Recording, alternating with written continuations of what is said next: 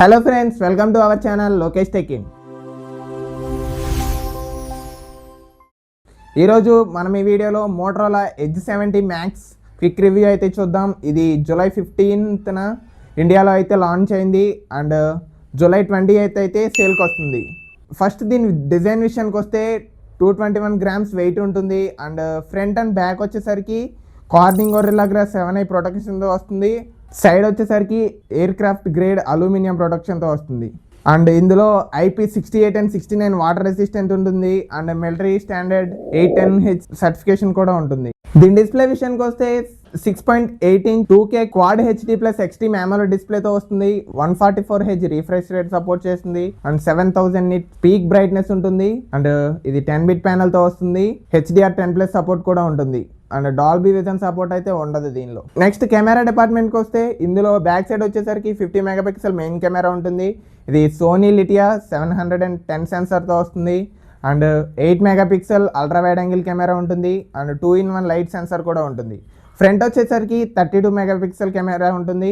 Video recording విషయానికి వస్తే both front and back camera use చేసుకొని 4K వీడియో రికార్డింగ్ అయితే చేయొచ్చు. నెక్స్ట్ బ్యాటరీ విషయానికి వస్తే 7100 mAh సిలికాన్ కార్బన్ బ్యాటరీతో వస్తుంది. అది 90 watts టర్బో ఛార్జింగ్ సపోర్ట్ చేస్తుంది and 25 watts wireless charging support అయితే ఉంటుంది.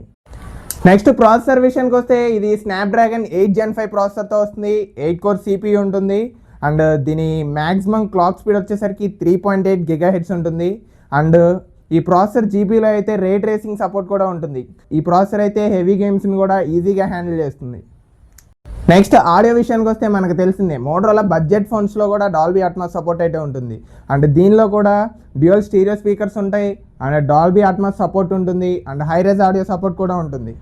నెక్స్ట్ ర్యామ్ అండ్ స్టోరేజ్ విషయానికి వస్తే ఇది 2 వేరియంట్స్లో అవైలబుల్గా ఉంటుంది.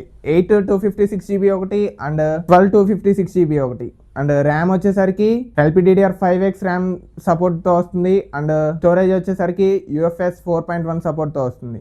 కనెక్టివిటీ విషయానికి వస్తే ఇది 14 5G బ్యాండ్స్తో వస్తుంది అండ్ బ్లూటూత్ వర్షన్ 6 సపోర్ట్తో వస్తుంది. Wi-Fi 7 సపోర్ట్ ఉంటుంది అండ్ NFC సపోర్ట్ కూడా ఉంటుంది. ఇది అన్ని డిపార్ట్మెంట్స్లో అయితే బాగానే ఉంది ఎక్సెప్ట్ కెమెరా.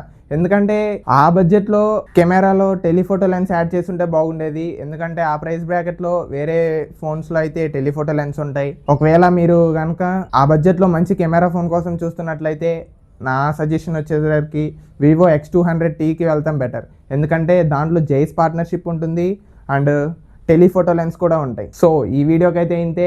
ఈ వీడియో మీకు హెల్ప్ అయింది అనుకుంటున్నాను అండ్ ఇలాంటి ఇన్ఫర్మేషన్ కోసం మన ఛానల్ని సబ్స్క్రైబ్ చేసి పెట్టుకోండి అండ్ మన ఇన్స్టా పేజ్ని కూడా ఫాలో చేయండి.